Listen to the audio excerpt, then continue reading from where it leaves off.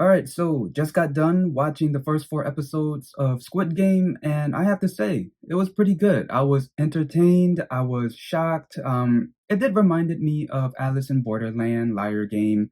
Yeah, they all have the same concept, but overall, it was pretty fun to watch. And also, I want to say this first. I'm not gonna do each episode review for Squid Game. For this review, I'm gonna combine episode 1 to 4 into one video and give my review on it.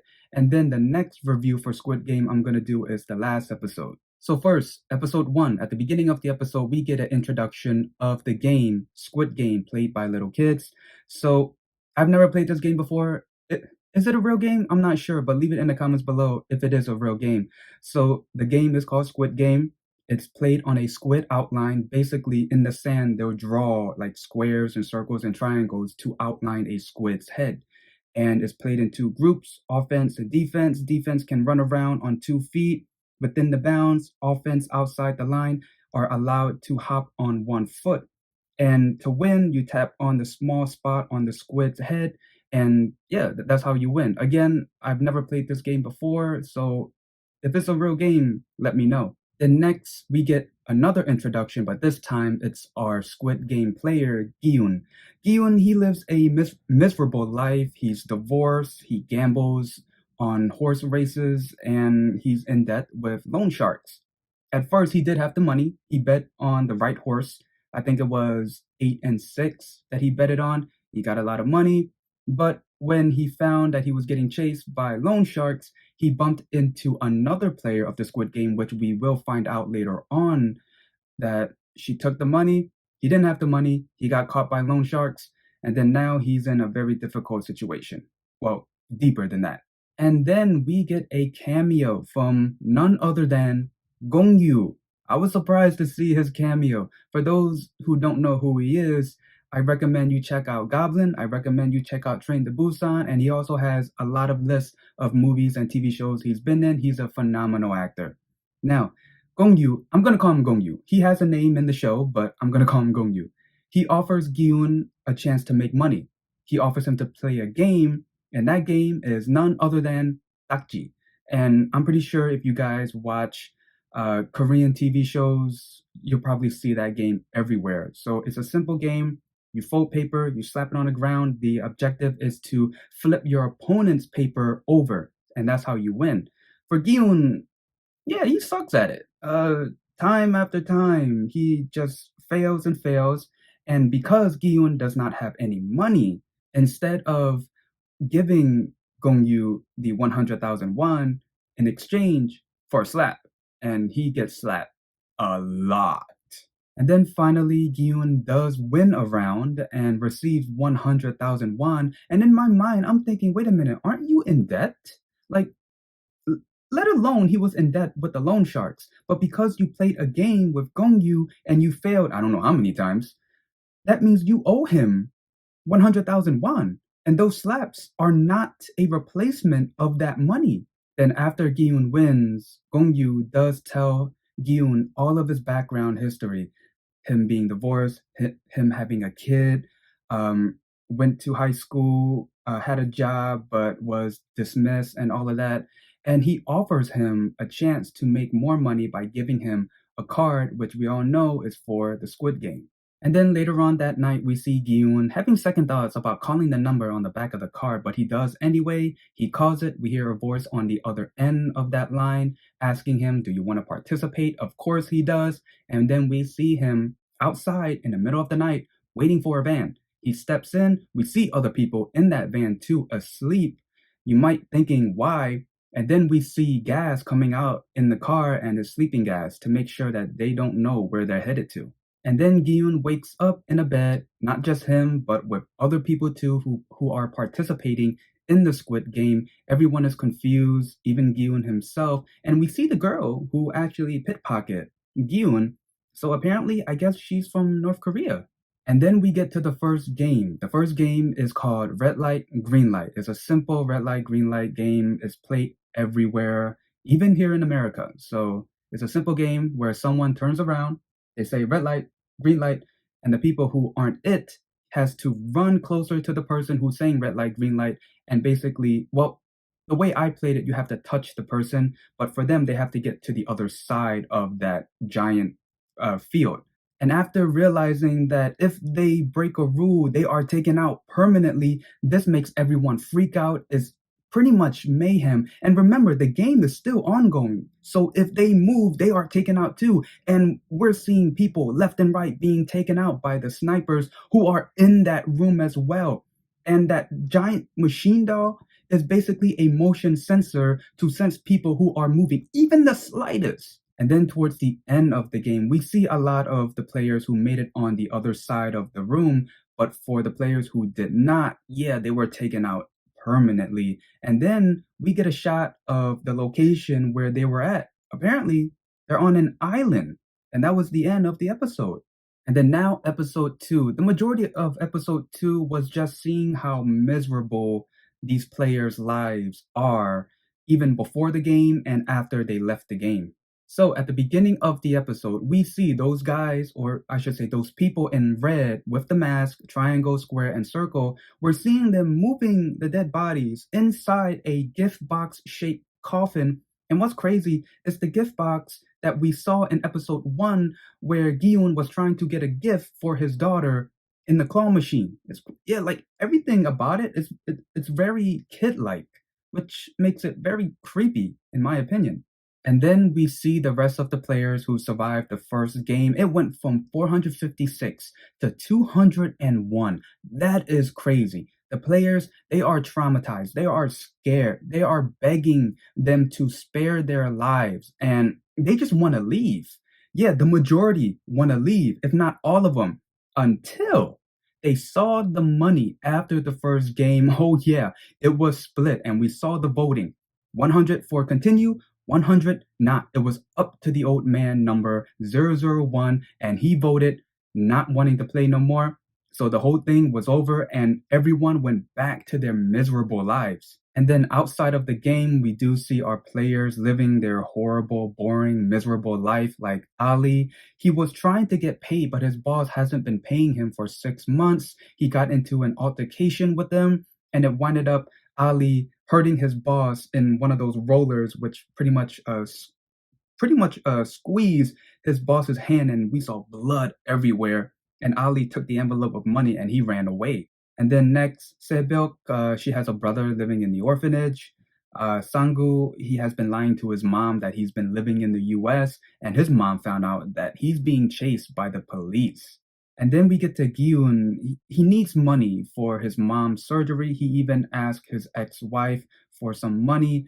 And then after that, his ex-wife's husband even offered him money, but then he refused to take it. And he even said, "You think money can solve everything," which I find it to be kind of, because weren't you just playing a survival game to get money? And then we get to Gi-Hoon meeting Juno. Juno is a police officer. He had a brother who also participated in the Squid game, and he was trying to find out what happened to his brother. So he meets up with Gi-Hoon.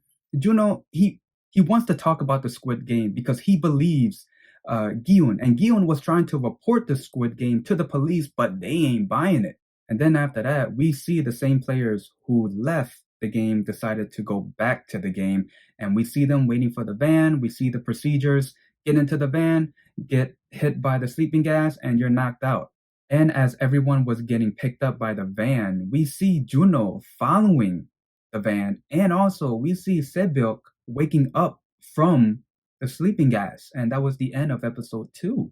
Now for episode 3. So at the beginning of the episode, we know that Juno is following the van to whatever location that they were headed. We find out that they were headed to Mujin Port only because all of the vans headed there to be parked in the big boat and to transport all of the players to that island to play the Squid game.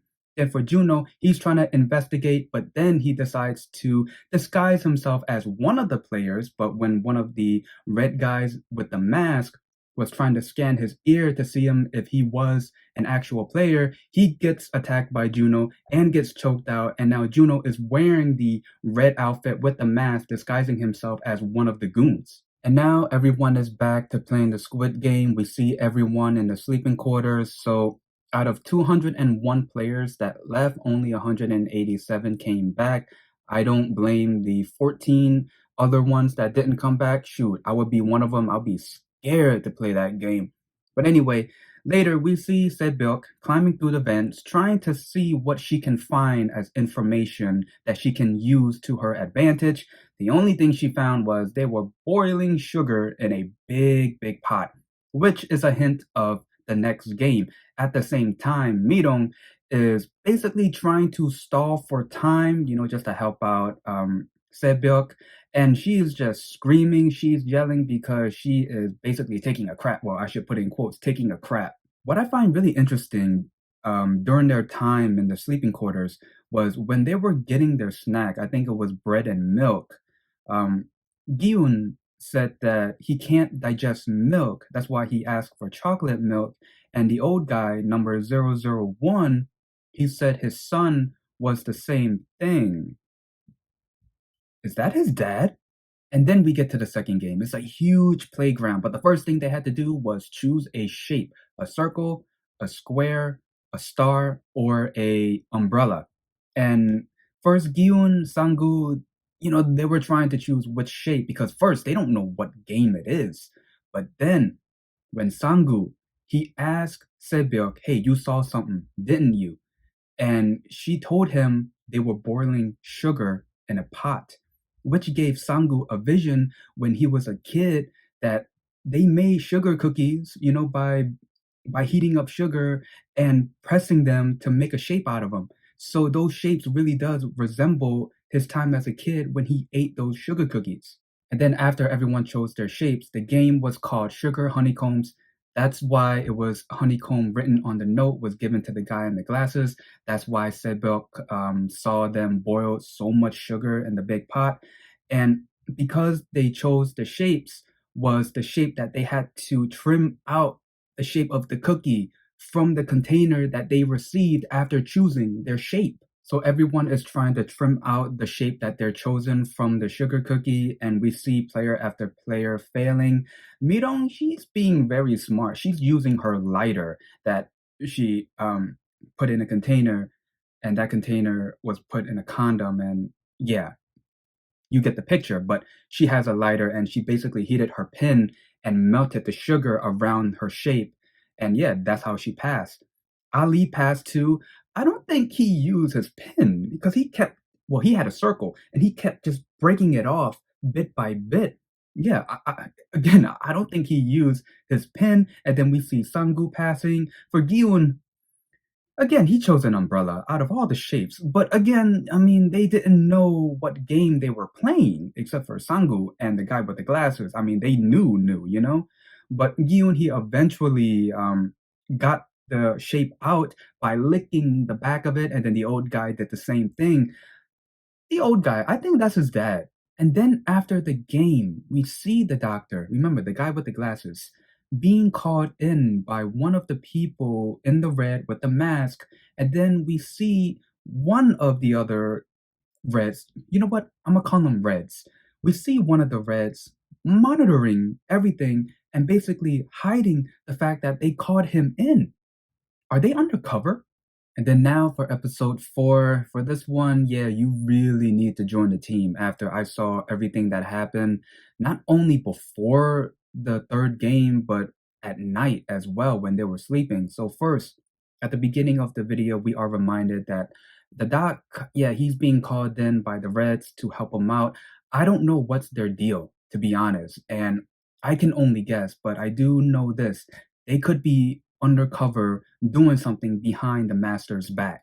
Now, I want to go back to the doctor and the Reds. First, apparently, well, there's a beneficial thing going on. The Reds want the doc to continue doing what they want him to do. I think dissect a body or something. I don't know. But also, the doc wants the money. So, in exchange, they give him information about the next game. So, they're definitely undercover behind the master's back. Not only the guys in the mask and the red suits told the doctor about the next game, but also told him that there was a fight that was going to break out. That's why they gave the players less food, and a fight did break out the moment the lights were turned off.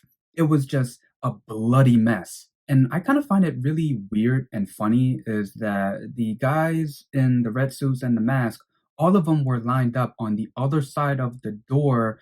Uh, they were probably waiting until the mayhem was done, but they didn't really wait until it was done. They kind of went in probably towards the end before almost everyone was taken out. And what I found funny was that if you look at the mask, that all of the guys that were lined up outside of the door, it was all triangle with one square mask, and that was Juno. I'm surprised no one caught that. And then we get to the third game. The third game is pretty simple, tug of war. About I don't know how high they were, but yeah, they were split into teams of 10. Everyone was walking around trying to ask people, "Hey, you want to join up?" And what I found really funny was Gi Hoon's team was kind of forced. They were forced to take Midong to be part of their team because they had nine. And well, at first they wanted all guys, and but then they had to bring in some girls including Mirong. But yeah, they were forced to take her. And then yeah, it was tug of war. And towards the end of the episode, we see Gyun's team and another team going head to head, pulling. But then we see Sangu counting one, two, three, and I think they step forward. Why? So my first impression after watching the first four episodes, dude, I was entertained, yeah, from beginning to end. There was no boring parts, in my opinion. Some might say episode two could be boring because we're watching how miserable their lives are before and even after leaving the game. But I mean, it does play a part. It plays a part on why they rejoin playing the game, and they're willing to risk their lives for money. And this basically shows greed in people, in my opinion. I am really curious on why they're having this game to begin with. Yeah, money is involved, but there has to be more than that. And also, Juno, I want to see what's going to happen to him because right now he is disguised as one of the red suit goons, and I want to know whose face is actually behind the black mask. It could be Gong. I'm not sure. I mean, he was the one that pretty much introduced everyone into a game and then the Squid game as well. So I wouldn't be surprised if he was the headmaster of this whole thing. And yeah, I mean, here's the thing. I, I'm thinking about the main character's survival. I mean, one person has to win.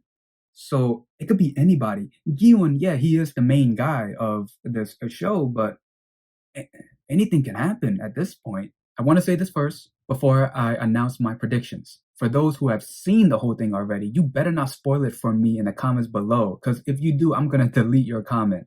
So, anyway, my prediction so far is I think Gong Yu is the headmaster behind that black mask. I don't have a prediction on the reason of this whole game. I mean, it could be any reason, to be honest. Um, I do think that Gi-hoon is going to survive towards the end. I do think the other characters may meet their deaths, I guess. I do think that the old man is Gi-hoon's dad. That's my big guess, and I think I'm right on that one. And yeah, that's pretty much it. Well, so far.